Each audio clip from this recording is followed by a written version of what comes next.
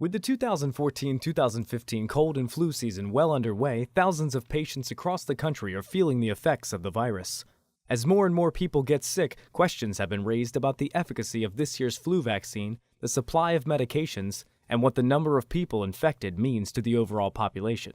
We sat down with Dr. Robert Pedowitz from Central State Healthcare System to discuss these and other topics for HCP Live TV.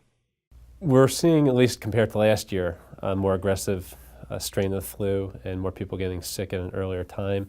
Compared to other seasons, we have seen this before. We've seen every few years we see aggressive strains. We see times where maybe the flu shot has not worked as effectively as would have been hoped for.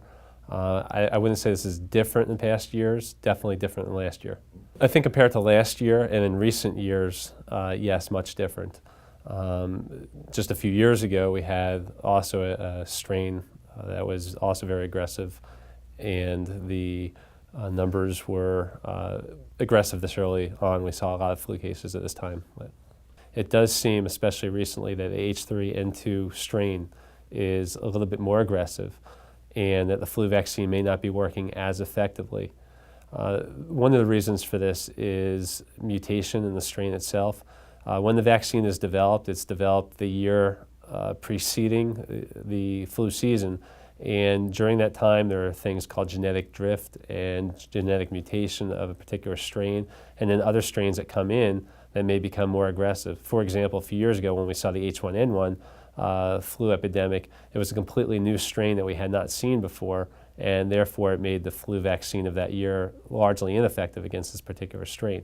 With the H3N2 strain this year, there are many people that are saying, well, the flu shot is not effective this year. You see many media reports that say the flu shot isn't working, so why bother getting it?